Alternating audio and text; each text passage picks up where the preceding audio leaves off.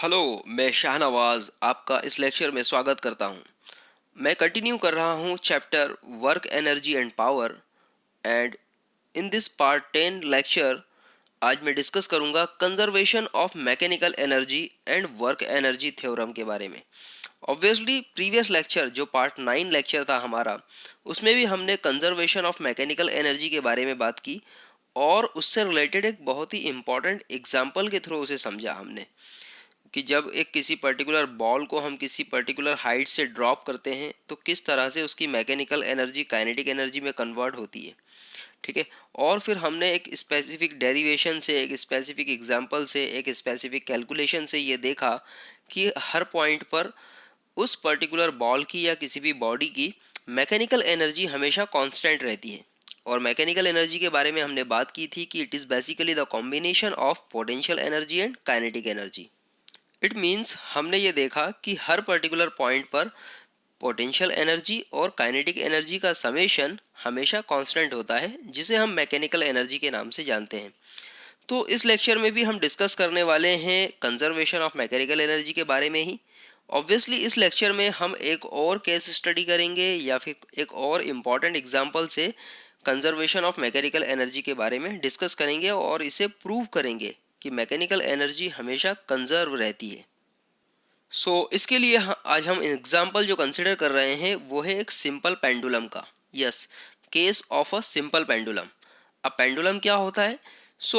A simple pendulum ideally consist of a point mass suspended by the massless unstretchable string. आप देख सकते हैं, आपको एक सामने पिक्चर में नज़र आ रहा है, ये एक पेंडुलम है। पेंडुलम में क्या होता है? एक बॉल होती है, कोई मेटल बॉल हो सकती है, जिसका मास एक पर्टिकुलर स्पेसिफिक मास होगा। ऑब्वियसली इसे हम एक पॉइंट मास कंसिडर करते हैं। पॉइंट मास से मतलब ये है कि इस पर्टिकुलर बॉडी का जो टोटल मास है या सेंटर ऑफ मास है वो एक पर्टिकुलर पॉइंट पर सेंट्राइज्ड है। सो इसमें एक और स्पेसिफिक कंसिडरेशन हम ये लेते हैं कि जिस भी किसी पर्टिकुलर स्ट्रिंग से ये मास, ठीक है, ये बॉल है जो एक मास स्पेसिफिक की है या फिर मास एम की है, इससे इस तरह से सस्पेंडेड है, इस तरह से लटकी हुई है। ठीक है। तो ये जो आपकी स्ट्रिंग है, ये स्ट्रिंग अनस्ट्रेचेबल है। ये स्ट्रिंग कैसी है? अनस्ट्रेचेबल। ठीक है, बिल्कुल नॉन स्ट्रेचेबल स्ट्रिंग है। और इम्पॉर्टेंट थिंग कि इसके मोशन में किसी तरह का फ्रिक्शन भी नहीं है। इसके मोशन में किसी तरह का फ्रिक्शन नहीं है। तो एक छोटा सा सेटअप हम इस तरह से लगा सकते हैं। Practically it is made by connecting a small metal ball called the Bob. ये जो मेटल बॉल है, इस मेटल बॉल को कहा जाता है बॉब। ये जो बॉल है जिसका मास m है, जो मेटल बॉल है, इसे कहा जाता है bob, BOB, bob. By a thin string as shown in the figure. आपने एक पतली स्ट्रिंग से, एक पतली रस्सी से इसे इस तरह से लटका दिया है, सस्पेंड कर दिया है। Then the other end of the string is attached to a rigid support at a point called the point of suspension. ठीक है। इस स्ट्रिंग का एक पॉइंट तो आपने इस बॉब से कनेक्शन कर दिया इसका, और दूसरा जो पॉइंट है उसको एक फिक्स पॉइंट पर आपने इस तरह से बांध दिया है। ठीक है। इस पॉइंट को कहा जाता है पॉइंट ऑफ सस्पेंशन, क्योंकि इस पॉइंट से ही आपका ये बॉब जो है वो सस्पेंड हो रहा है इस स्ट्रिंग की मदद से। That's why this point is called point of suspension. When a bob is displaced from the mean position O to the point P। अब क्या किया? ये जो बॉब है, इस बॉब को मीन पोजीशन से पॉइंट पी की तरफ आपने डिस्प्लेस किया। पहले तो बॉब इस तरह से लटका हुआ था सिंपली। ठीक है। फिर क्या किया? फिर हमने इस बॉब को इस पॉइंट ओ से पॉइंट पी की तरफ इस तरफ डिस्प्लेस किया। अपने हाथ से पकड़कर इसे इस तरह से डिस्प्लेस किया, पॉइंट पी पर लेकर आए। ठीक है। अब इस पॉइंट पी पर जब आपने इसको डिस्प्लेस किया है, डिस्प्लेस किया, तो ऑब्वियसली इस पर्टिकुलर पॉइंट पर अभी ये रुका हुआ है, ठहरा हुआ है। ठीक है। इट मीन्स कि इस पर्टिकुलर पॉइंट पर जब हम देखेंगे तो इस पर्टिकुलर पॉइंट पर इसकी वेलोसिटी कितनी है? ज़ीरो। अगर मैं वेलोसिटी की बात करूं तो वेलोसिटी v जो है वो है ज़ीरो मीटर पर सेकेंड। ठीक है। अब वेलोसिटी ज़ीरो है तो ऑब्वियसली इसकी काइनेटिक एनर्जी भी ज़ीरो होगी, क्योंकि काइनेटिक एनर्जी का जो फॉर्मूला होता है हाफ mv², आपको पता है, हाफ mv²। अब इसमें वेलोसिटी की वैल्यू ज़ीरो हो गई तो ऑब्वियसली काइनेटिक एनर्जी भी क्या हो गई? Zero. Velocity zero, kinetic energy zero. पर हाँ, जब हम इसकी पोटेंशियल एनर्जी की बात करेंगे तो पोटेंशियल एनर्जी का तो वेलोसिटी से कोई रिलेशन नहीं है, इसका रिलेशन है बेसिकली हाइट से, हाइट और इसके बॉडी के मास से। तो ऑब्वियसली पॉइंट पोटेंशियल एनर्जी जो होगी वो दी जाएगी P E is equals to M G H, है ना। हमने फॉर्मूला इसका प्रीवियस लेक्चर्स में डेराइव किया है कि पोटेंशियल एनर्जी को डिफाइन किया जाता है mathematical term M G H से, जहाँ पर एम क्या है इस बॉडी का मास, जी ग्रेविटेशनल एक्सेलरेशन और एच हाइट। अब यहाँ पर हाइट क्या है, तो हाइट एक्चुअल में यहाँ पर इस पर्टिकुलर पॉइंट को डिफाइन कर रही है। आप देख सकते हैं यहाँ पर हाइट्स को डिफाइन किया गया है। आपने जब इस बॉडी को डिस्प्लेस किया पॉइंट ओ से पी की तरफ, तो ये बॉडी की जो पोजीशन थी विथ रिस्पेक्ट टू ग्राउंड आप देख सकते हैं इस तरह से हाइट इंक्रीज हो गई। ये हाइट है इसकी, ठीक है, मतलब इतनी हाइट जो है इसकी यहाँ से इंक्रीज हो चुकी है इस पर्टिकुलर ग्राउंड सरफेस से, ठीक है, या हमारा रिफरेंस जो एक्सिस है इससे। तो यहाँ पर आप देख सकते हैं दिस इज हाइट एच, ठीक है, जो बेसिकली ये है, ठीक है, ये हाइट है। और ऑब्वियसली अब आपने पोटेंशियल एनर्जी को डिफाइन कर दिया एम जी एच। अब टोटल एनर्जी की बात करें तो टोटल एनर्जी हमें क्या पता है, टोटल एनर्जी हमें पता है, टोटल एनर्जी होती है kinetic energy plus potential energy, kinetic energy plus potential energy, ठीक है। तो इन दोनों का एडिशन जब आप देखेंगे तो काइनेटिक एनर्जी तो जीरो है, ऑब्वियसली पोटेंशियल एनर्जी जो होगी वही क्या होगी, टोटल एनर्जी होगी, इसलिए टोटल एनर्जी आपने लिखी M G H. So finally आपने देख लिया कि इस पर्टिकुलर पॉइंट पर इस बॉडी की जो टोटल एनर्जी है वो क्या है एम जी एच, और ये टोटल एनर्जी ही क्या है, टोटल एनर्जी ही इसकी क्या है, मैकेनिकल एनर्जी। हमने प्रीवियस लेक्चर में देखा है कि टोटल एनर्जी या मैकेनिकल एनर्जी जी क्या होती है, पोटेंशियल एनर्जी और काइनेटिक एनर्जी का कॉम्बिनेशन होती है, ठीक है। तो इस पर्टिकुलर पॉइंट पर जो बॉडी की मैकेनिकल एनर्जी या टोटल एनर्जी है वो क्या है एम जी एच। अब आपने क्या किया, इस बॉडी को रिलीज किया, यहाँ तक आप ले आए थे, ठीक है, यहाँ तक आप ले आए थे। अब यहाँ पर आपने बॉडी को पकड़कर छोड़ा, रिलीज किया, तो ऑब्वियसली क्या होगा, बॉडी इस डायरेक्शन में मोशन करेगी, बॉडी इस डायरेक्शन में मोशन करेगी, और इस बॉडी की जो मेन पोजीशन थी, ये मेन पोजीशन जिसे हमने ओ से डिफाइन किया है, ये इस मेन पोजीशन को क्रॉस करते हुए इसकी अपोजिट डायरेक्शन में मोशन करना शुरू करेगी, ठीक है। पॉइंट पी पर आप बॉडी को ले आए थे, यहाँ से आपने जैसे ही इसे रिलीज किया ये बॉडी मोशन करेगी, बॉडी मोशन करते हुए क्या होगा, इस मेन पोजीशन को भी क्रॉस करते हुए आगे निकल जाएगी। इस मेन पोजीशन को जब वो क्रॉस करते हुए आगे निकलेगी तो ऑब्वियसली इस पॉइंट क्यू पर पहुंचेगी।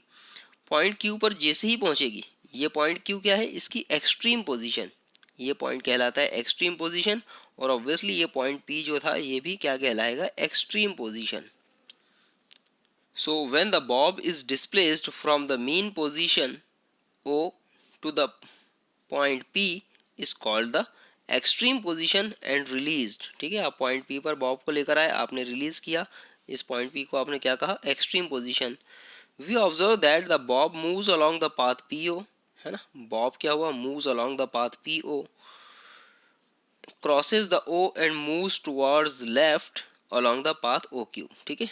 ये इसने क्या किया, O को क्रॉस किया और मूव टुवर्ड्स द OQ, ठीक है, मूव टुवर्ड्स द OQ, ठीक है, left along the path OQ, ठीक है।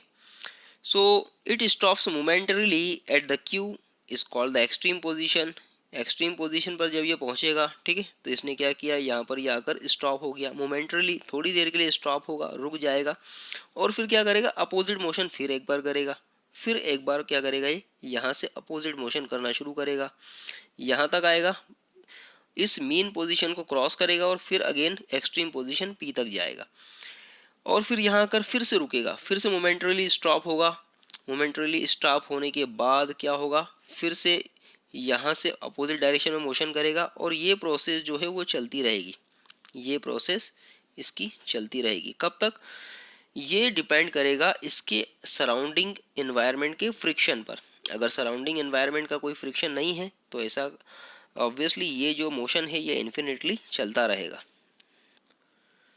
So it stops momentarily at the Q is called the extreme position and then retraces its path till the P and repeat its motion, ठीक है।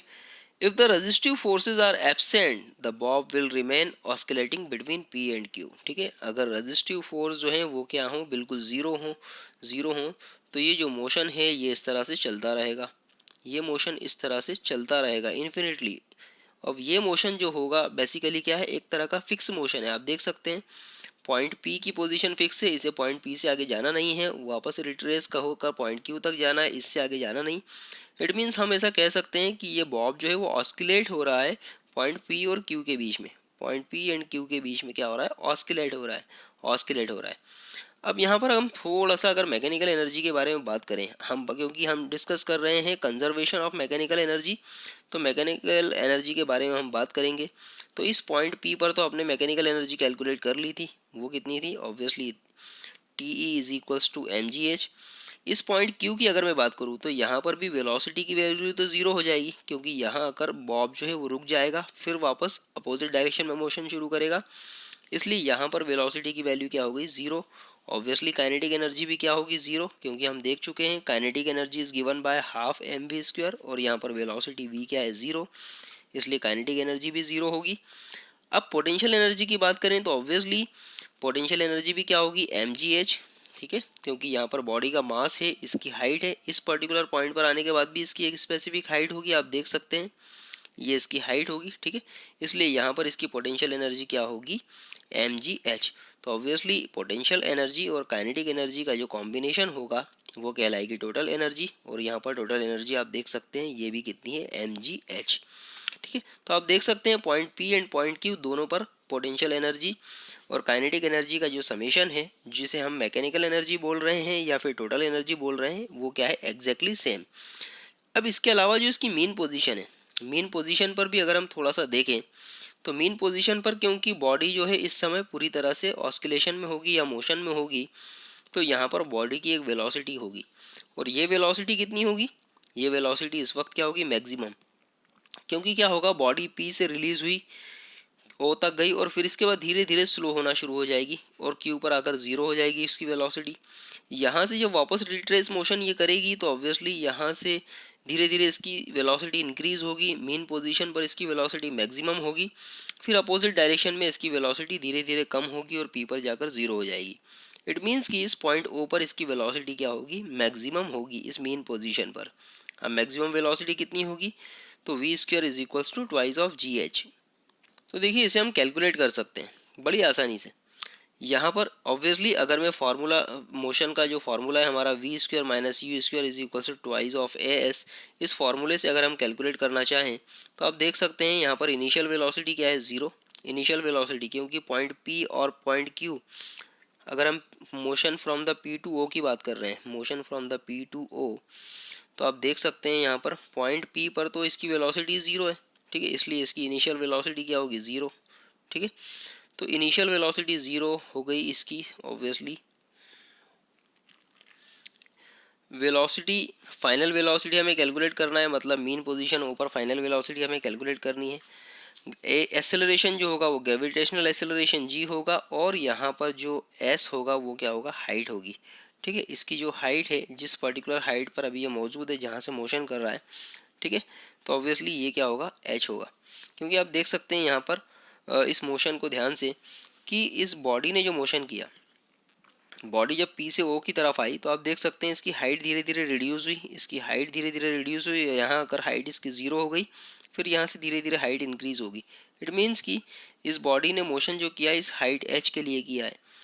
तो यहाँ पर हम देख सकते हैं कि एस की वैल्यू जो होगी वो डिस्प्लेसमेंट जो होगा इस बॉडी में वो कितना होगा, एच, ठीक है। इस बॉडी में जो डिस्प्लेसमेंट होगा वो हो रहा है एच। तो यहाँ पर इसके फॉर्मूले में हम वैल्यू पुटअप करेंगे, V square minus U square is equals to twice of S में। आप देख सकते हैं वी की वैल्यू तो हमें कैलकुलेट करना है, और यू की वैल्यू हो जाएगी ज़ीरो, और एस ए की जगह जी आ जाएगा, एस की जगह एच आ जाएगा। फाइनली जब आप इसे पुटअप करेंगे तो आपको जो आंसर मिलेगा वो मिलेगा V square is equal to twice of G H. It means कि इस पर्टिकुलर मीन पोजिशन पर जो वी होगा वेलोसिटी, उसकी वैल्यू होगी ट्वाइस ऑफ जी एच। अब ट्वाइस ऑफ जी एच आपने वी स्क्वायर कैलकुलेट कर लिया है। अब यहाँ पर आप काइनेटिक एनर्जी कैलकुलेट कीजिए, तो काइनेटिक क्योंकि बॉडी मोशन में है तो ऑब्वियसली काइनेटिक एनर्जी तो होगी ही होगी। अब काइनेटिक एनर्जी का फार्मूला होता है हाफ एम वी स्क्वायर, आप देख सकते हैं हाफ एम वी स्क्वायर। अब यहाँ पर हाफ एम आप लिख सकते हैं, यहाँ पर देखिए हाफ एम, और वी स्क्वायर की जगह आप पुटअप कर सकते हैं ट्वाइस ऑफ जी एच, तो यहाँ पर हमने ट्वाइस ऑफ जी एच लिख दिया, टू से टू हो जाएगा कैंसिल, और आप देख सकते हैं कि यहाँ पर जो आ गया mgh। फाइनली जब आप इसे सॉल्व करेंगे तो काइनेटिक एनर्जी आ गई mgh। पोटेंशियल एनर्जी यहाँ पर ज़ीरो हो जाएगी, क्यों? क्योंकि पोटेंशियल एनर्जी को नॉर्मली हम लिखते हैं mgh से, ठीक है। पोटेंशियल एनर्जी को हम डिफाइन करते हैं mgh से। पोटेंशियल एनर्जी जो होती है वो होती है mgh। और यहाँ पर आप देख सकते हैं यहाँ पर हाइट कितनी हो गई, ज़ीरो। यहाँ पर हाइट रिड्यूस होते होते h की वैल्यू क्या हो गई, ज़ीरो, ठीक है। अब h की वैल्यू ज़ीरो अगर हो गई है तो अब आप समझ सकते हैं बहुत अच्छे से कि पोटेंशियल एनर्जी क्या हो जाएगी, ज़ीरो। h की वैल्यू ज़ीरो, इसलिए ये हो जाएगा ज़ीरो। तो फाइनली आपने इसलिए यहाँ पर लिखा पोटेंशियल एनर्जी की वैल्यू क्या हो गई, ज़ीरो। ऑब्वियसली इन दोनों का जो कॉम्बिनेशन होगा इनका एडिशन होगा, या मैकेनिकल एनर्जी जो होगी वो काइनेटिक एनर्जी और पोटेंशियल एनर्जी का कॉम्बिनेशन है। तो zero plus mgh total energy हो जाएगी यहाँ पर mgh। तो अब देखिए कितनी इंपॉर्टेंट थिंग यहाँ पर आप डिस्कस कर रहे हैं कि आपने पॉइंट P पर देखा, पॉइंट Q पर देखा, पॉइंट O पर देखा, पॉइंट Q पर देखा। इन तीनों ही पॉइंट्स पर जो टोटल एनर्जी है या मैकेनिकल एनर्जी है वो क्या है, बिल्कुल कांस्टेंट है, सेम है। तो यही तो हम प्रूफ करना चाह रहे थे कि कंजर्वेशन, यहाँ पर मैकेनिकल एनर्जी क्या है, कंजर्व है।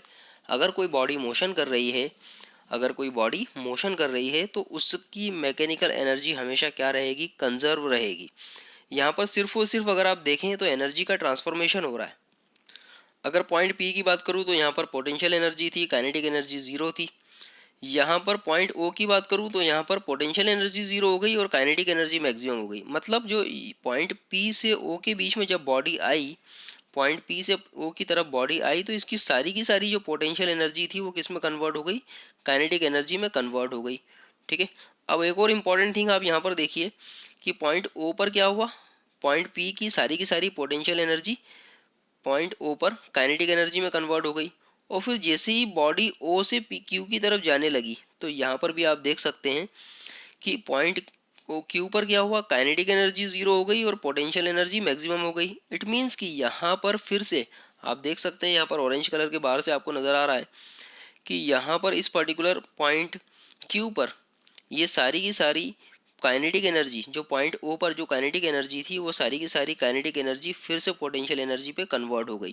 और इट मीन्स फिर अगेन जब ये पाथ रिट्रेस करेगी तब फिर से यहाँ पर इसकी पोटेंशियल एनर्जी काइनेटिक एनर्जी में कन्वर्ट होगी और फिर यहाँ पर काइनेटिक एनर्जी पोटेंशियल एनर्जी में कन्वर्ट होगी। इट मीन्स कि ये जो कन्वर्जन ऑफ एनर्जी है, आप देख सकते हैं किस तरह से पोटेंशियल एनर्जी और काइनेटिक एनर्जी में आपस में कन्वर्जन हो रहा है। इससे आप समझ सकते हैं कि यहाँ पर आप देख सकते हैं कि ट्रांसफ़र ऑफ एनर्जी या कन्वर्जन ऑफ एनर्जी यहाँ पर आपको साफ साफ नज़र आ रहा है। और हमने जैसे प्रीवियसली बात की थी जब लॉ ऑफ एनर्जी कंजर्वेशन पढ़ा था कि हमेशा energy can not be created, can not be destroyed, it only can be converted from the one form to another form. यहाँ पर आप देख सकते हैं कि किस तरह से एनर्जी एक फॉर्म से दूसरे फॉर्म में कन्वर्ट हो रही है।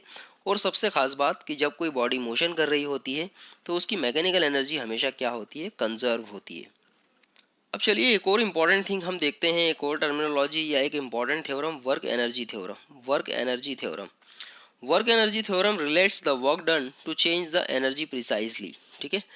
ऑब्वियसली हमने जो चेंज इन द एनर्जी अभी देखा, kinetic to potential and potential to kinetic, ये इसको इसको वर्क डन से रिलेट करता है, वर्क डन से रिलेट करता है। जैसे फॉर एग्जांपल अगर हम देखें तो ऑब्वियसली कोई भी बॉडी मोशन तभी करेगी जब उस पर कोई ना कोई फोर्स एप्लीकेबल होगा, न्यूटन का फर्स्ट लॉ बोलता है। तो ऑब्वियसली जब आपने पॉइंट पी पर बॉडी को आप लेकर आए, पॉइंट ओ से पॉइंट पी पर आपने डिस्प्लेस किया और यहाँ से फिर रिलीज किया, तो ऑब्वियसली यहाँ पर एक फोर्स एप्लीकेबल था। ऑब्वियसली ये जो फोर्स था वो ग्रेविटेशनल एक्सेलरेशन और इस बॉडी के मास की वजह से था, ठीक है। तो यहाँ पर ये बॉडी का जो मोशन हुआ, इस बॉडी का जो मोशन हुआ, इट मीन्स कि यहाँ पर फोर्स के साथ में ही क्या हुआ, बॉडी में डिस्प्लेसमेंट हुआ। फोर्स के साथ में जब बॉडी में डिस्प्लेसमेंट हुआ तो फोर्स इनटू डिस्प्लेसमेंट तो होता है वर्क। वर्क क्या होता है, वर्क होता है force into displacement, force into displacement. तो इस बॉडी में जितना भी डिस्प्लेसमेंट हुआ है, ठीक है, विथ फोर्स, तो ऑब्वियसली यहाँ पर क्या हुआ, वर्क डन हुआ।